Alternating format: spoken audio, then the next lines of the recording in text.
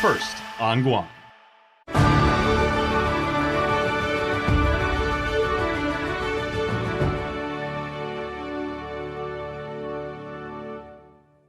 KUAM News headlines are presented by Calvo's Insurance, protecting Micronesia for 85 years. Matson and the Adahi Itano program. Apply at matson.com. Cars Plus, Guam's automotive leader in sustainability and electric vehicles. Learn more at carsplusguam.com. McDonald's of Guam, I'm loving it. And King's Restaurant, serving your local breakfast, lunch, and dinner favorites for over 45 years.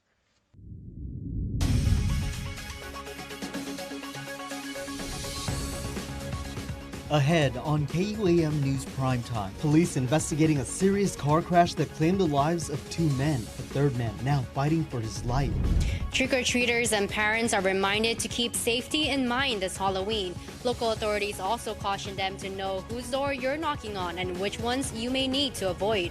I'm Mitsuki Hirayama with the story. Working and retired residents give their opinion on the so-called in-between workforce, expressing their attitudes towards those who opt out of getting a job. Hafa and good evening. Welcome to KUAM News Primetime. I'm Nick Delgado. And I'm Destiny Cruz. Thank you so much for starting your week here with us. Well, Des, we start off on an unfortunate note. 2 lives claimed on Guam's roads over the weekend. A third person seriously hurt, still fighting for his life in the hospital. Now, traffic investigators are looking into what went wrong. Horrific images coming out of the crash scene of the red sedan involved. Here's what investigators know so far. The driver of the sedan was heading north on Route 1 Marine Corps Drive in Asan Sunday afternoon. Guam police say the driver lost control while coming around Dead Man's Curve before he ended up on the opposite lane. That's when authorities say he collided into a dump truck. Sadly, the 2 men inside the sedan were killed in the crash. The driver in the dump truck was taken to the Guam Memorial Hospital after suffering serious injuries. His condition has not yet been released. Now, Guam Highway Patrol investigators are looking into what caused the driver of the sedan to go into the oncoming lane. Police not yet releasing the names of the 2 men killed in the crash, saying they have yet to officially confirm their identities. The crash forcing police to temporarily close the road Sunday. This, unfortunately, marking the 25th and 26th traffic-related deaths in Guam this year. While the investigation is ongoing, GPD saying the crash serves as a solemn reminder for drivers to be cautious and mindful of their speed. Of course, our condolences to the families and those affected in that crash. Well, the man accused in the deadly stabbing of 39-year-old Virginia Laguatnia taking the prosecution's plea deal in Superior Court. Defendant John Bass III appearing before presiding Judge Alberto Lamarena today, set to admit guilt to manslaughter, a lesser charge to murder. But the court decided not to accept the plea agreement today, calling for Chief Prosecutor Gloria Rudolph and Defense Attorney Tyler Scott to come back with answers to his concerns.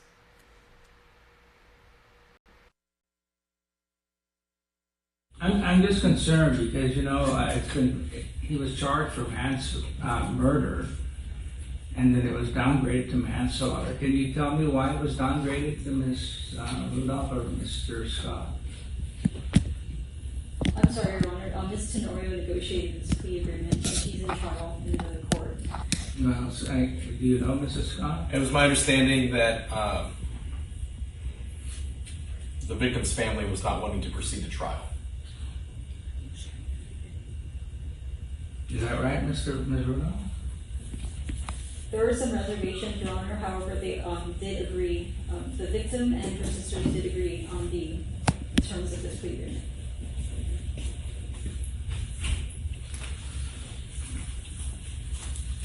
Because 20 years is suspended. Also, why the suspension is Rudolph? Usually we don't suspend manslaughter or murder case. Well, murder case we can't suspend, but manslaughter we don't. We leave it up to the parole board to determine that, huh? One of the victim's family members was in the courtroom today in tears and emotional over the plea deal.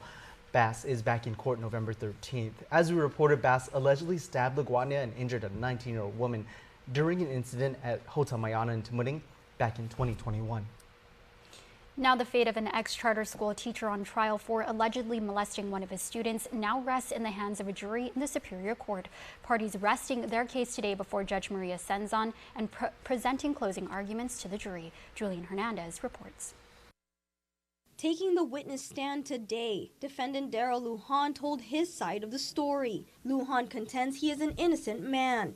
The former Guam Academy teacher stands accused of allegations that he molested his student and repeatedly asked the child to send him inappropriate photos during summer 2022. Lujan also faced his accuser inside the courtroom. Defense attorney Peter Santos poked holes at the alleged victim's testimony, arguing the child sounded like he had been coached ahead of taking the witness stand. When someone makes up a story, that's when the story changes. Right? If something really happened, then the story doesn't change. It's always the same. And like I said, the only person whose story who has remained constant in this whole thing is Mr. Lujan. But prosecuting attorney Christine Tenorio explained to the jury why they should convict Lujan based on the allegations brought on by his former student. He would have been 14 at the time. 14-year-old male is being touched by his male teacher. So that caused him to be confused for his testimony. And I think that common sense will just tell you if you're an adolescent that's like struggling and then this whole thing happens to you, you are going to be affected in that way where your grades are going to fall and you are acting out at school. Remember, this is not the only time that he was accused of, inappropriate behavior. At the time of his arrest, Lujan allegedly admitted to fondling 13 other boys a couple of years prior. Still, defense contends Lujan is not guilty of the allegations. Think about it. You're being brought in. You're being accused of something. And you don't know the exact details. So, we jostled. That was it. Okay? So he admits that. They jostled. But that doesn't mean that he forced somebody to take down their pants or those are totally different things. Lujan faces charges of second and fourth degree criminal sexual conduct and electronic enticement of a child. Julian Hernandez, KUAM News. Thanks, Jules. With families getting their costumes ready for the spookiest night of all, tomorrow, Halloween, we want to make sure it's a safe one. That's right, Nick. Tonight, our Mitsuki Hirayama gives a rundown on trick-or-treating safety tips parents should take note of to ensure your kid has a fun Halloween. An important one right there. Definitely. And this includes checking the sex offender registry to know which houses to avoid. Excitement is in the air for the scariest night of the year, but safety is at the forefront of all our minds. Manila resident Genesis Aquino says going in a group is a must. I would say to go with friends, family, because you don't want to go alone, especially if you have kids. After all, knocking on strangers' doors can be dangerous. Trick-or-treating, going around houses, especially at night, I'd say it's pretty dangerous around here, so no matter where you're at. Especially if you don't know who's behind the door. Especially sex offender, be careful to those people. Dededo resident Joe Collado says parents should be mindful where they take their kids trick-or-treating. I advise my grandkids, my kids to be careful and watch out for the things that they're going to get from house to house, and be careful for other people that are, thinking of something bad. Local authorities advising parents to check out Guam's sex offender registry online to know which homes to avoid. Guam Police Department Chief of Police Stephen Ignacio. Guam, like the rest of the nation, has a sex offender registry.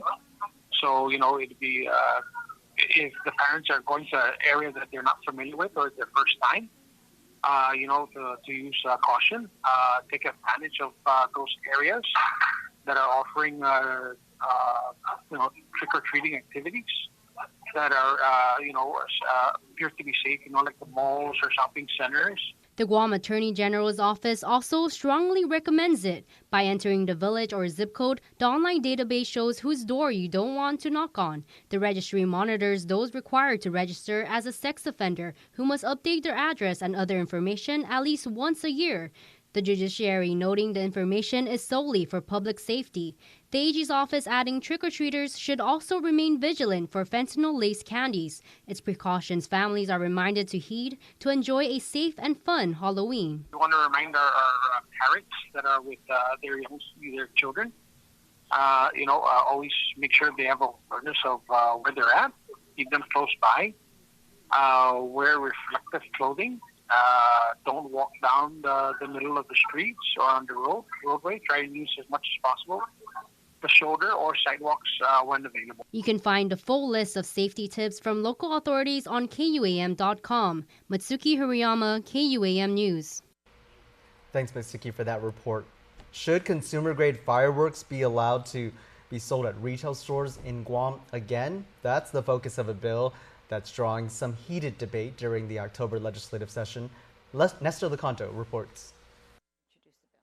Thank you, the measure by Senator Dwayne Stanicolas that would make consumer fireworks legal again is causing some fireworks of its own. Senator Tello Taidagui has emerged as the most vocal critic of the bill. She's introduced multiple amendments in a bid to increase safety and responsibility, but which supporters see as attempts to derail or at least water down the measure. At one point, it got a little too personal for Stanicolas. And I'd like to ask, Madam Speaker, I'd like to ask the author of this legislation, does he plan on selling fireworks in his stores? I would like to ask. And not just, Madam Speaker, not just the author of the legislation, but every sitting senator here, do they plan on selling fireworks? I'd like to ask the question. Point of personal privilege. I'd like to ask the question. Senator Nicholas, please state your point of personal privilege. Ma'am, I'm insulted by that question. All I've ever wanted was to make people happy. That's it. Just so they can enjoy fireworks, safe and sane. And I didn't plan on selling the fireworks. I didn't even actually think I was going to run. But they told me, they said, Senator or Sir, if that was the best way to get it through, rather than collecting signatures, it's best if you pass it on the floor yourself. Taidagui introduced various amendments to include imposing a tax on the fireworks and greatly limiting the times and days which they can be used, all of which failed. Wait, you do me a favor, I'll vote for your bill. If you vote for my bill, that's what goes on, people. That's what goes on in this body. It's not in the best interest of you. This amendment was so simple. At least this amendment, you don't want to put any rules and regulations in here to make sure that it's safe on this island. You didn't want to do that. Then at least let's limit it. Limit it. And if everyone in here who wants to hate me because I'm standing up here fighting for what I think is right, then hate me. Oh my gosh, join the crowd. Join the crowd, because I'm not going to let this go. I wasn't elected to make deals on the floor. If you vote for my bill, I'll vote for yours, or get mad because I didn't vote. Point of personal privilege, there is nothing Please state your point of personal and privilege. Senator Nicholas, you have the floor. Please state your point She's accusing me of making deals. I don't make deals. I never go around asking people for their support. Madam Chair, I'm going to do that or do this. Senator Tello, give him some time. Ma'am, I will. All right. I've never done that. Senator Nicholas has the floor. Senator Kanata, Senator Taitagui, Senator Nicholas has the floor. I've asked him to state his point of personal privilege. Please state. What did I do to Please state your point of personal privilege. She's accusing me of making deals, and I don't do that. I don't do that. I've left everything up to the body and to them if they wanted to support it. I've never lobbied for this. I've never gone to the senators here to lobby for anybody. I've never made backroom deals. You're accusing the wrong person of doing that. That was on Friday. When they picked up Monday morning, WWII was all set to make yet another amendment, but Senator Chris Duenas challenged that, saying they already called for the question, which would effectively end further debate. But Speaker Therese Terlahi disagreed, this time prompting Vice Speaker Tina Barnes to ask repeatedly for a pause to sort it all out. Madam Speaker, I'm asking for a moment's recess. There is a motion on the floor. It's not debatable. There is no motion on the floor. I am making it on a point of inquiry based on a timeline that needs to be looked at. Vice Speaker, what is your motion? For a moment's recess so that we You can do do not a have the floor clarification. to make that motion. Madam Speaker, I'm on a serious. point of inquiry, then I ask for a motion to overrule the presider and ask for a call of the vote. That's all I'm asking. Eventually, a recess was called, which stretched through the rest of the morning. We're back from recess, but we are still without a quorum, so I'm going to recess until 2 p.m. Nestor Lecanto, KUAM News.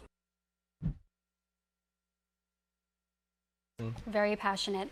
And you know, the Speaker attempted to reconvene session at 2 p.m. this afternoon, but there were only a handful of senators present. They waited for about an hour, and when no one else showed up, session was recessed until 10 a.m. tomorrow morning. It's not clear where the other senators were at. A ride out early Friday morning, sponsored and coordinated by Pritegi Litektan, saw 11 fishing vessels make their way out of the waters near Retidian Point that are in the surface danger zone area of the live fire training range complex. Jonah Gincharfara spoke with some of the fishermen who are concerned about the effects it will have on their livelihood and how it will impact the island community. Friday was the last day of the live fire target calibration, and early that morning, 11 local fishing vessels made their way to the surface danger zone as part of an event sponsored and hosted by Pritegi Litektan Save Retidian. Onyeka Flores is from Pritegi Litektan. We really wanted to help activate our fishing community. We've had a few meetings with our fishing community, and we realized that we needed to go out together. We needed to be intentional and go out with members of our fishing community to the surface danger zone together so we can experience that and learn.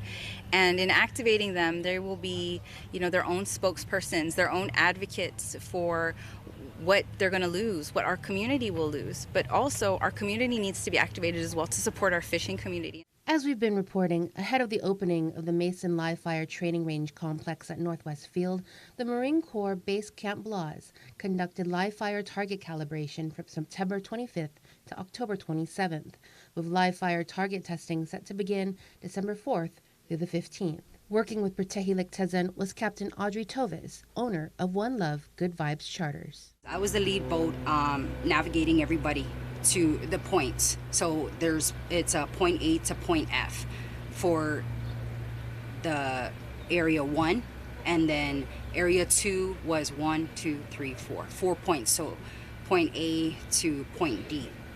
And then open burn, open detonation area is it's very visible from the ocean side, and the radius for that for the safety zone is 2,400 feet. So that's the radius will be a semicircle, outward in the water. Toves says that this was not their first attempt at heading out to the area to do assessments, but Friday proved to be just right. Today was a blessing because the water was nice, weather was good, winds were down. So we were able to access all the points for each area and the open burn, open detonation. The vessels rode the periphery of the surface danger zone, where it's being calibrated right now for 2 of the ranges in Area 2. While out there, the group noticed there were no raised flags or calls that came in, which is troubling, especially for smaller vessels who may not have proper equipment to be properly notified if they enter the area or if they happen to move into rougher waters. Toves also says that the ride-out was an eye-opener for many of the fishermen. They look at on a map, right, or on a picture, be like, oh, okay, that's not too far. But when you're actually out there and then you see on your GPS, oh man, I got a fishing spot right here. Yeah. I got a fishing spot right here. I have a fishing spot in here. But that whole area is considered to be inaccessible because it's inside the surface danger zone. So the assessment today was to do that perimeter, to see how far we have to go, the distance, the time, fuel consumption, and then having to go through rough seas. According to Tovez, that is when a lot of comments and concerns started coming through the radio from the other participating vessels. When I said, okay, we're at point A, point F, so on and so forth, they were like, wow, this is really, we have to travel this far? I said, yes. I said, can you imagine on the days when Meridian Point is rough? We're going to have to go through this beating.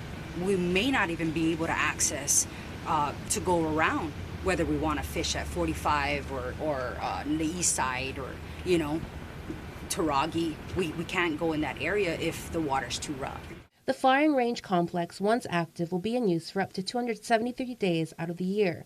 And for longtime fishermen like Dino McCraig, he knows the big impact it will have on the fishing community. The fishing ground where they took over, and we found out the clearance, how far, how wide the shooting range is going to affect the fishing community. And pretty much when I looked at it, it's a big area where we fish a lot, and that's where the fish usually stay at. Adam Sangil was one of the youngest boat captains that took part in the ride-out. It does make it harder. That area getting blocked off, that's kind of like our safety zone. We like to pass through there when waters get rough. It's a nice little corner we can hide in. Smaller boats will have to go way outside of that and be in rougher water, and then lose the opportunity of fish that's on the coastline. Close by and safe areas for fishing, for our type of fishing methods, will be blocked off. Those guys with smaller boats might have to go further out. All those little things. Fuel expenses be greater, time on the water, having to pass through that area. In short, at stake is the richest fishing area in the island. 2.8 miles of the ocean from Lutekzen. This is a place where our people have fished for thousands of years. For the fishing community, we're talking about their economic sovereignty, how they feed their families. We're talking about food sovereignty, food security for us, how we're able to get food for our people and our community, but also indigenous rights and cultural sovereignty. The hope is that this ride-out elevates the voices of who it ultimately affects and elevates the issues that concern all of us. This is what we do. It's our passion. Some of us do it for a living. Some of us do it for both. But this is our island. We should be able to access, these areas, especially if it's a prime location. Jonagan Charfris, KUAM News. Well, the governor is continuing her roadshow to rally support for her plan to build a medical complex in Barrigada. At this hour, she's making a presentation open to the general public at the Guam Community College Auditorium.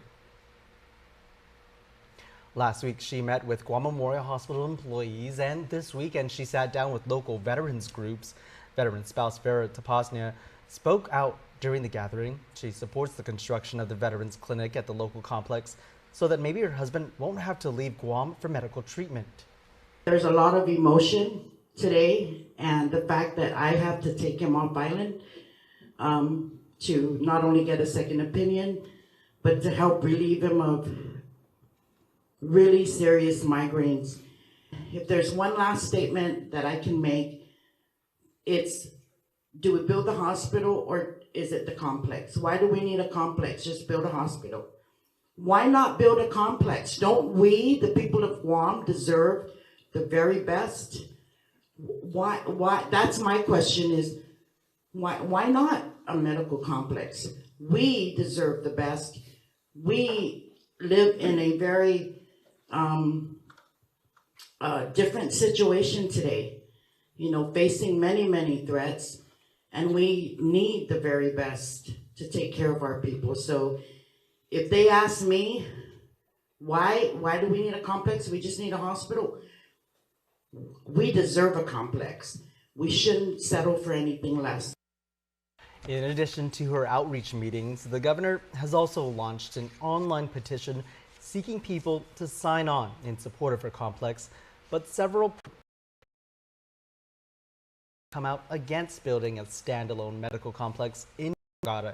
They say EPAL Point in Tamuning makes more sense as the infrastructure is already in place and the vast majority of doctors have clinics in the nearby area. And speaking of veterans, Congressman Jim Moylan is seeking testimony for his bill, the Deliver for Veterans Act. It would expand a current Department of Veterans Affairs program that provides adaptive vehicles for disabled vets by including free shipping to distant locations such as Guam. Moylan says veterans would have to pay several $1,000s to bring the modified vehicles here. The public hearing on his legislation is scheduled for 4 a.m. Friday, November 3rd, Chamorro Standard Time. Moylan says individuals or organizations who would like to submit testimony on H.R. 522 can submit them at james.moylan.dc@mail.house.gov. He says he's also working with a pair of senators to introduce a companion measure in the Senate to move along the process. Yeah, we also have that information Dash just told you about right now on KUAM.com. In other news, you may have noticed the help wanted signs around town, but the reality is not everyone is looking to work. Tonight, we get perspectives of working and retired residents. They're giving their opinions on the in-between workforce following the Bureau of Labor Statistics' most recent report on the unemployment situation on the island.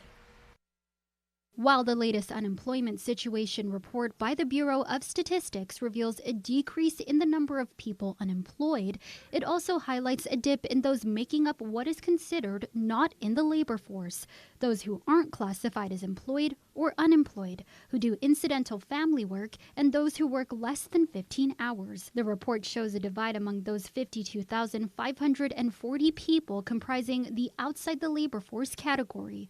Over 50,000 people not wanting a job when surveyed by the BLS. Working and retired island residents reacting to that void in desire today. Among them, Ross employee Jonia Bamba and retired Guam Community College Vice President John Camacho. They need to make money to get the necessities they need, and if they're struggling with food items, I believe that shouldn't be an option to say they don't want to work. I think that's messed up. Actually, I think people should work, and they should, otherwise it's going to contribute to the homelessness on the island and probably crime. On the flip side of those not wanting work, over 2,000 people say they want a job but weren't actively searching for one. Pedro Taitano, a retiree from both the Marine Corps and Guam Police Department. Pretty hard for you to say why these people don't want to go to work. It's an option to some people, right?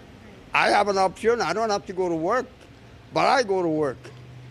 So I don't know, people have got their own reason. Some of those reasons cited in the report include not being able to find work and family responsibilities. All reasons these residents agree have merit to them. I believe that's reasonable to say, I can't work at this time because family is more important and whatever is going on with them is important. There's some circumstances that would, merit not, looking or even trying to find a job. But, I guess there's some,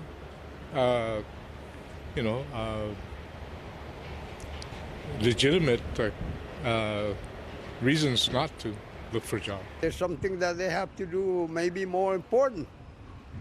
Something very important doesn't mean that they don't want to go to work. Meanwhile, all three say they don't know anyone currently looking for a job. Meantime, the June 2023 current employment report also indicating a decline in jobs attributed to several factors, with the private sector employment down by 830 following Typhoon Mawar. Both the June 2023 current employment report and unemployment situation report are available for public view. Well, time for a quick break, but keep it here. You're watching KUAM, your leader in local news. Peacock is streaming your NBC local station now.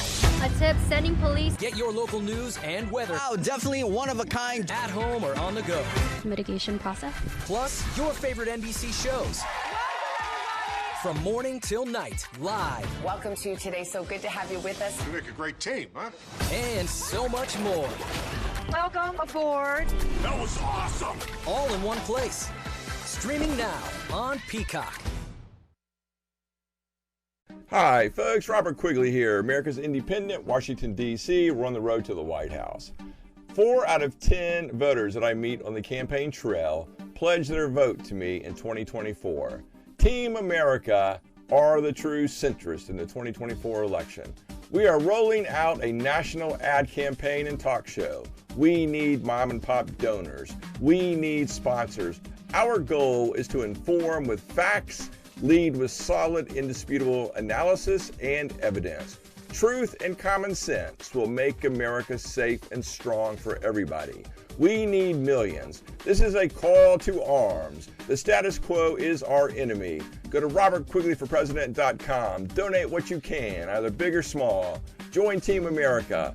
Together, we will make America work for all of us. Paid for and approved by the Robert Quigley for President campaign.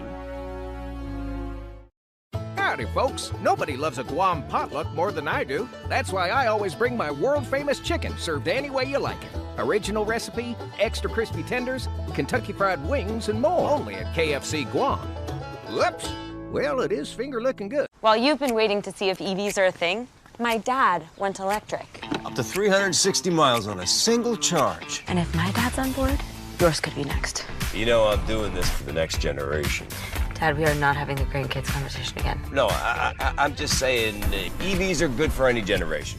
Or all generations. Generationally good. Introducing the all-electric Hyundai Ioniq 6 with up to 360-mile range. When it comes to EVs, we're thinking of every mile. Don't need a work break, keep the smile on your face. The moments you can't replace, and I'll be around. Whoa, you can count on me. You can count on me for life. Wherever life takes you, we're always here for you. Calvo's Insurance. Count on us for life. Mickey D's McCrispy. Formerly known as the Crispy Chicken Sandwich, now has some respect on his name. Ba-da-ba-ba-ba. Real talk. The Spicy Crispy Chicken Sandwich should have been named Spicy McCrispy from jump. Ba-da-ba-ba-ba. What you need to know from the Northern Marianas. Follow KUAM CNMI on Instagram for the latest regional headlines. Welcome back to Primetime. A first look inside Gaza since Israel expanded ground operations in the territory and unleashed its biggest aerial assault yet. Richard Engel reports from the Israel-Gaza border. Israel is intensifying its offensive to destroy Hamas and remove it from power in Gaza. From just outside Gaza, we could see the massive explosions from Israeli airstrikes. Israel says it's using weapons powerful enough to collapse Hamas tunnels. We saw deep, penetrating bombs. Watch how much earth this one throws in the air. In the daylight, we could see the ruined skyline of northern Gaza. Israel is razing parts of Gaza to the ground, and more tanks and armored vehicles are moving in, along with armored bulldozers needed to clear paths in the destruction. We could also see what we can usually only hear, the constant presence of Israeli drones. Internet services knocked offline by Israel Friday have been partially restored by the Palestinian telecom company, so our crew could show us life inside Gaza City. It's becoming a wasteland. The humming you hear are those drones. Gazans call them mosquitoes. Israel says the operation is payback for Hamas's killing 1,400 Israelis and taking, by the latest count, 230 hostages. Gazans are getting desperate. The UN said its warehouses were broken into, people taking food and basic necessities. The staff at the Al-Quds hospital in Gaza City say the Israeli military is threatening to bomb it. Israel accuses Hamas of using hospitals as military headquarters, contrary to international laws of war. The Palestinian Red Crescent, an independent aid agency, shared with us this video tonight and says there are 12,000 people inside the Al-Quds hospital. Israel says Hamas uses them as human shields. The Red Crescent says it must stay open to continue providing services for hundreds of thousands of people in northern Gaza. The Israeli military today laid out its 3 military objectives: to disarm Hamas, to destroy them politically, and free the hostages. and say the campaign could take years or end tonight if Hamas drops its weapons and releases the hostages. There's no sign of that coming. Well, tensions in the Middle East continues to unfold as about 100 of our Guam Guard members are still heading to that part of the world. The Guam National Guard Azuzu Company 1st 294th Infantry Regiment Chamurai Battalion is still training in Texas ahead of their mission. Yeah, as we reported, the troops are on a one-year deployment to the Middle East to participate in Operation Spartan Shield. Tonight, Guam Guard Public Affairs Mark Scott sits down with KUAM, confirming no orders have come down for our troops. Right now, they are in Texas training up to go toward the Middle East. Once they're done with their train-up period, they should be out there soon. And I'd like to take the opportunity just to reassure the community and the families that there's no change of mission to this unit that we're sending out there. They're not going to get diverted into any of the conflict areas that we're aware. They're going to continue with the mission as planned, with the mission as assigned. So there should be no additional worries whether they're going to be involved with that conflict, because they have their marching orders, and that's what they're going to do. How has that training been going there, Mark, since leaving the island and spending the past couple of weeks preparing on the ground? Oh, they're knocking it out of the park. I was just on the phone with the company commander, and it was late at night. They're simulating their base getting attacked, and they're responding in a training environment. And you know this, Nick. Soldiers, airmen, Marines, sailors from Guam, that's what we're down for. We're among the best in the world because, you know, we love those training environments. We love to work hard. We like to look out for one another. And whether it's a training environment or real world, we're just always successful because we work together. So that's what they're doing. They're training hard, working together, and doing a great job. Have you spoken to that commander there? You said you've spoken to him recently, but have you spoken to him about the situation going on there in the Middle East, seeing it'll be pretty close to where they'll be going for training as well? What's his feeling?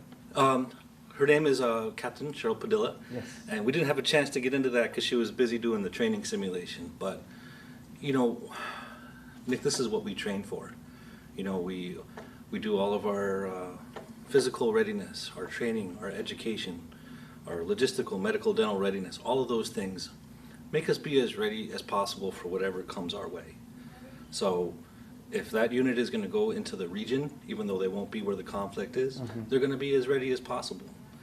Even if it's just here for drill weekend, regardless, we just stay ready for anything that comes our way, such as this. So I'm confident. I know that commander's confident, and the command team here at the Guam Guard's confident that they're prepared. They're trained and equipped by the best military in the world, and they'll be ready to handle whatever comes their way. And speaking of whatever comes their way, there could be the potential to ask the Guam Guard to assist for any aid, as the president is asking Congress for additional aid to that part of the world. That could also include aid from the Guam Guard, as there have been in many other conflicts or many other disasters. Is the command here ready to respond? Yeah, we're always as ready as we could be, like I was saying earlier, Nick. Even though our priority is the defense of Guam and the Marianas, we do have a chain of command and we do have to follow orders. So while we're not expecting to leave our AOR, which is also a very critical, AOR being area of responsibility, which is a very strategic and very important location here, we're prepared. You know, we're ready. That's why we stay ready. That's why we train for anything that comes our way. And just to reassure the public here in Guam, you guys have not received, the Guam National Guard has not received any orders or any plans to be activated or deployed to that specific conflict. Correct. Nothing at all. You know, and if anything does come our way, I'm sure that, you know, you guys in our community will be among the first to know, but nothing like that at all, no. I have to ask though, Mark, any worries or concern that could be the possibility? Worries, no. This is why we raised our hand, right? This is why we exist, to answer the call when the call comes. So if that call does ever come, concern in the sense that we're always looking after the welfare of our soldiers and airmen, yes. But concern in the context of worry, absolutely not. We have the best training, the best equipment, of the best military that has ever existed on the face of this earth in history. And we have the soldiers and airmen are the tightest, they're the most trained. We're a family unit. We train together with a lot of love and that culture that bonds us together. So absolutely not worried.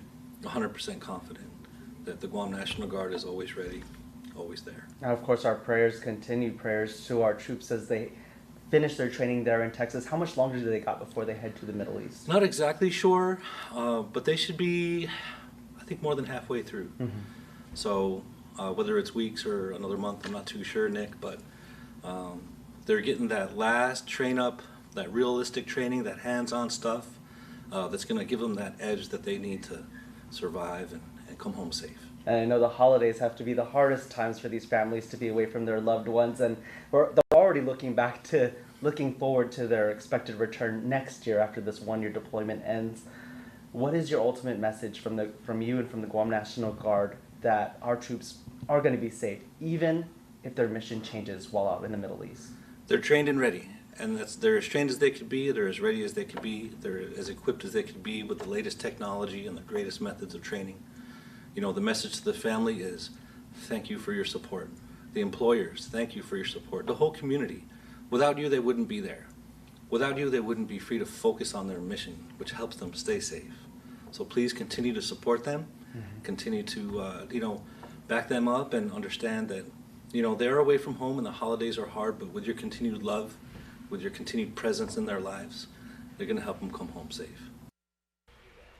Over in the CNMI, a memorial remembers the nearly 1,000 Chamorros and Carolinians killed during World War II. Regional correspondent Tomas Manglotny reports on a ceremony hosted by the Municipal Council in Saipan to honor those lives. A Marianas Memorial.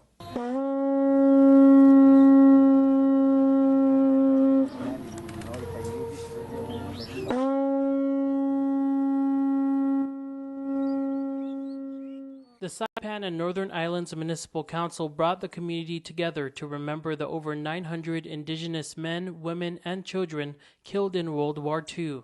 Their names are engraved at the American Memorial Park on Saipan. Nobody wants war, but war happens. And when it does, innocent people inevitably fall victim. The lives of babies, children, adults of the civilian population of Chamorros and Carolinians engraved in these walls here were cut short and taken from us. They sheltered in caves and other locations, no food, no water, terrified and hungry. A grim reminder of the horror of war. The ceremony honors their lives, and as a plaque reads at the memorial's entrance, their plight and sacrifices will be remembered for all time. From it, we are stronger, more courageous, our faith is strengthened, and proud more than ever as a people defined by our culture and our tradition. On these walls, for they were our grandparents, uncles, aunties, brothers and sisters, cousins and friends. The memorial was completed in 2004. The island has come together since 2014 for the ceremony. This is back during the war, the innocent bystanders, those things that were killed, our own local people, Chamorro and Carolinian. So this is a very touchy memorial, and when I was a council, we revived this monument. Tomas Manglotny, KUAM News, Saipan. Thanks, Tomas.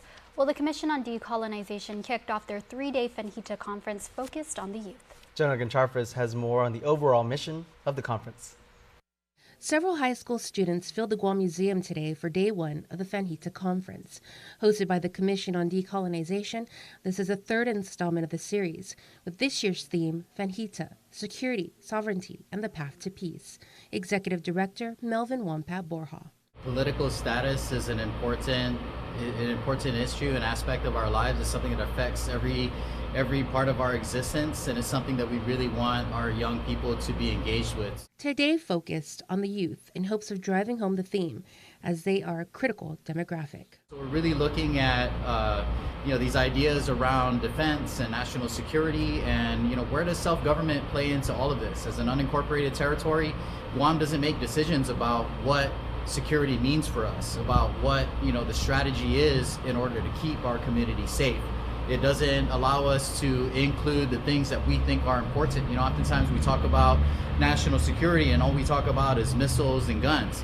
But for us living in the islands, national security has to include our resilience from natural disasters. It has to include our address of climate change, or our food sovereignty, or waste management. Today's conference featured breakout sessions to include visual arts with Joey Certeza and Gerald Castro, performing arts with Jed, writing with Ha'ani St. Nicholas and UOG Press, to name a few.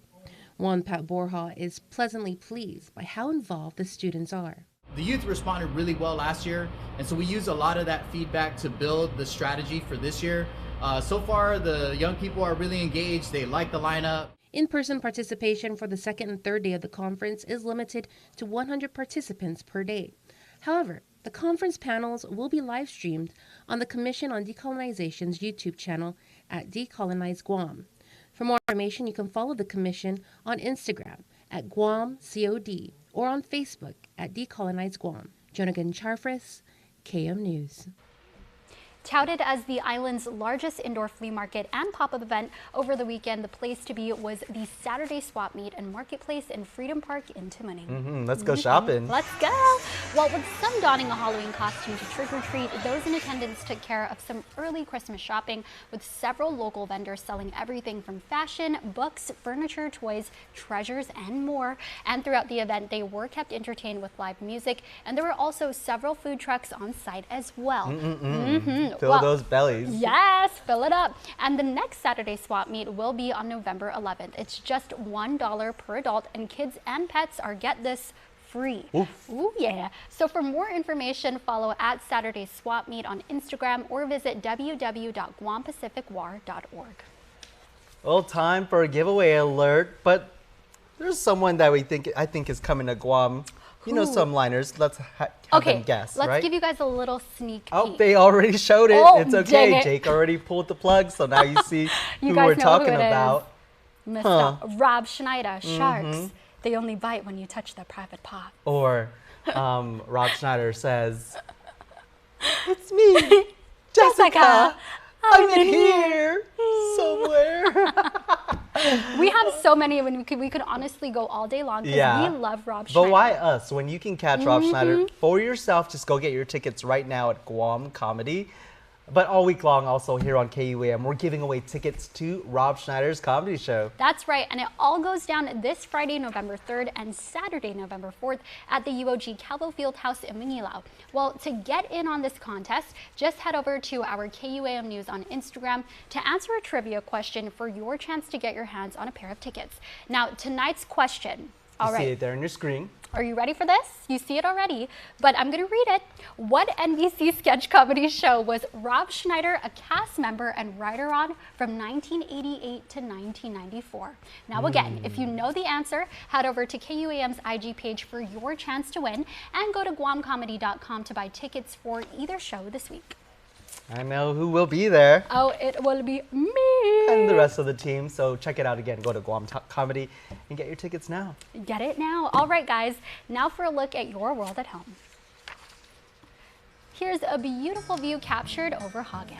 This view, beautiful. Beautiful. With more music like this streaming now on Isla Digital Radio.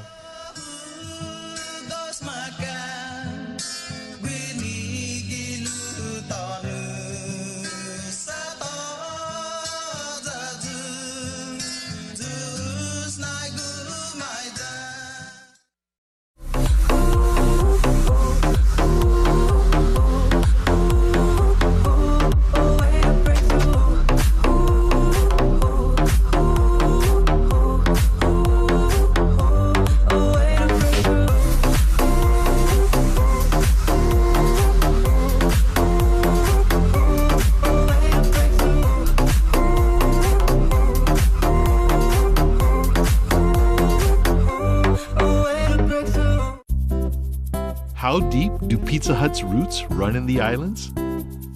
Through all the decades, we know what you love. Great taste at an even better price.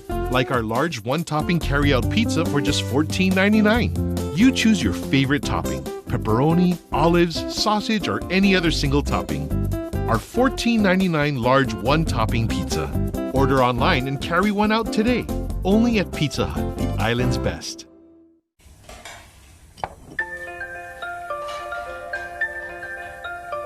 Honey, do you want some milk?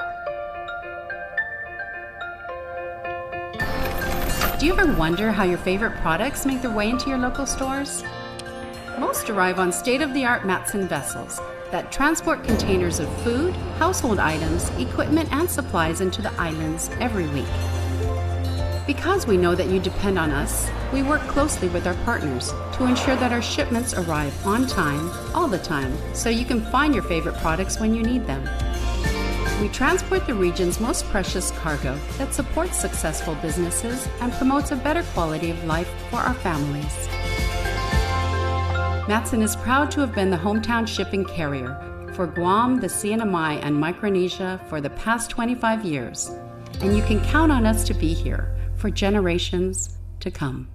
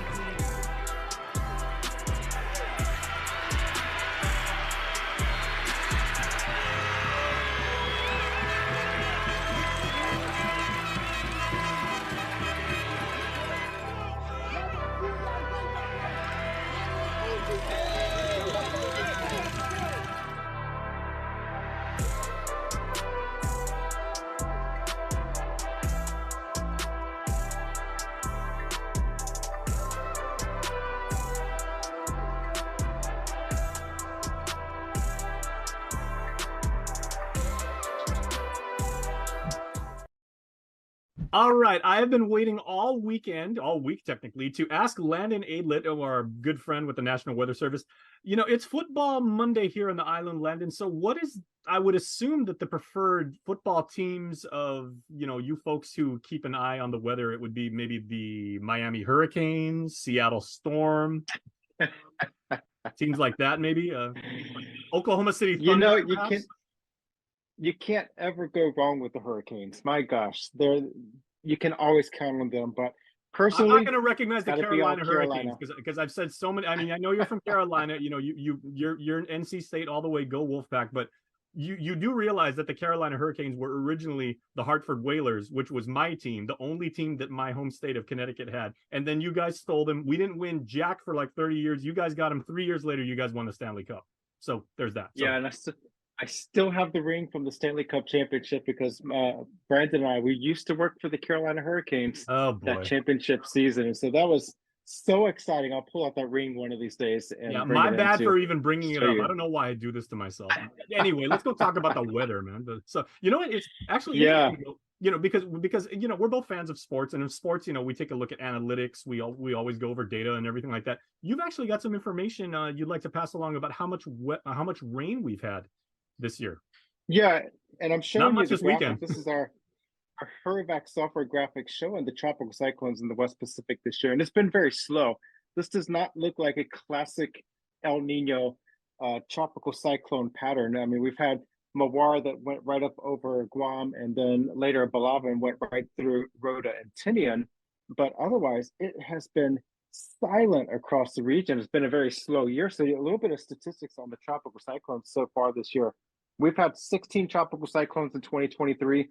3 of those had direct impacts to our region. That was Balavan, Mawar, and Sanvu, which was over here in Micronesia as a developing tropical disturbance way early this year.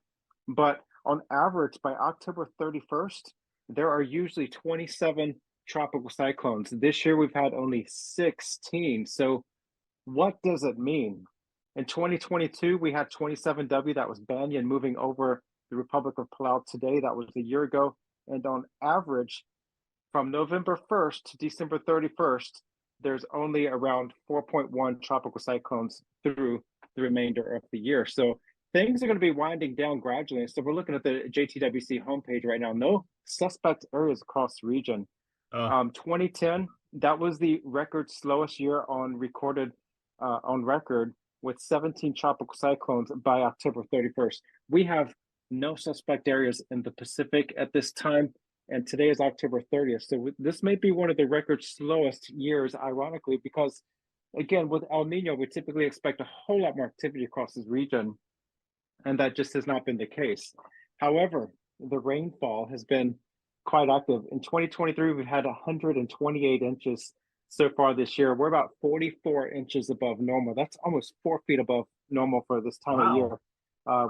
Normally, we should be right about 84 inches, but the 5 wettest years on record were 2004 with 139 inches, 2002, that was Pangsanwa with 139 inches, 1997, that was another El Nino year, 131 inches, 1976, 131 inches, and 2023 with 128 inches. So we may be in the top, maybe the 3rd wettest year.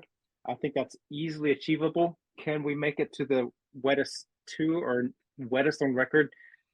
It would probably take a tropical cyclone to pass through the Mariana Islands to make that happen. And we don't want that. Will it happen? Yeah, that's a possibility still. Guam's auto appearance specialist, Elegant Reflections, has been providing the automotive industry with professional detailing and car care products at its highest quality, from complete detailing, full interior detailing, exterior detailing, headlamp restoration, hand washing, seat and carpet shampoo, engine degreasing, undercarriage cleaning, paint sealant, fabric protection, paint oxidation removal, and so much more. Visit us at our new location. Call 646-5555 for an appointment. Elegant Reflections, Guam's auto appearance specialist, over 20 years of experience. In 2022, the all-electric Hyundai Ioniq 5 won the award for World Car of the Year. So, of course, the all-electric Hyundai Ioniq 6 just had to go out and win World Car of the Year for 2023. Because everyone knows how competitive sibling rivalries can be. World Car of the Year, 2 years in a row.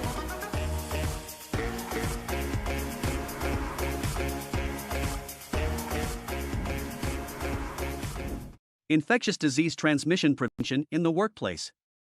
It's not if, it's when.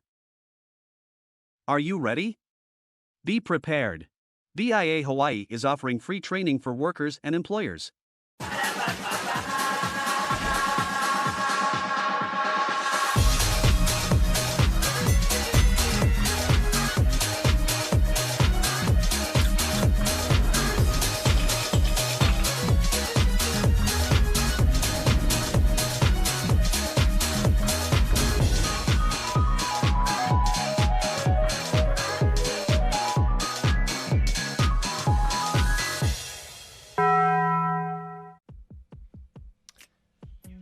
happening now or soon. And, you know, is there anything better than a haunted museum this time of year? You know what's even cooler than a haunted museum? Being able to escape from one. That is the challenge that is being presented to you by our friends at the Marianas Esports League. Now, from the 27th through the 31st, from 4 to 9 p.m., see if you and your friends can make your way out of the haunted museum. Lots of challenges in there. This is not easy. So you're gonna have to use your brain, your wits, your sense of humor, a lot. Stop on by the Concourse 2 exterior in the Micronesia Mall. That's the one next to Denny's. Really, really cool event going on here. All right, speaking of cool people doing cool things, our friends the Islanders, the Green and Gold, JFK, and their class of 2024 is presenting Incantation on the second floor of the Agana Shopping Center. So another mall doing amazing things from 5 to 9 p.m. tomorrow night on Halloween night. Tickets are just $10 at the door. That is amazing. And if you're in Tinian, the Tinian Mayor's Office, shout out to the mayor up there in Tinian. You can probably hear me saying this right now because we're so close. They are presenting the 2023 Halloween Spook Fest on the Fiesta Grounds at 6:30 tomorrow night. There will be 4 costume categories, and make sure to check it out. All right, make sure to sit tight because Nick and Des have the remainder of the show. And your Cold Stone Creamery Birthday Club shoutouts.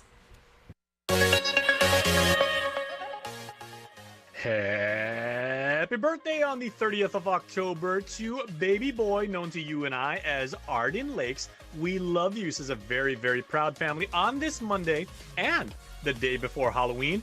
Happy birthday to Joseph Kitsutsu, who's born on the 29th. Pepe, it is your 8th birthday this year, and your grandparents say, our very, very wonderful grandson. We love you and hope you enjoy your very, very special day. And this comes from Papa and Grandma Unkanko. And that's your show. Good night.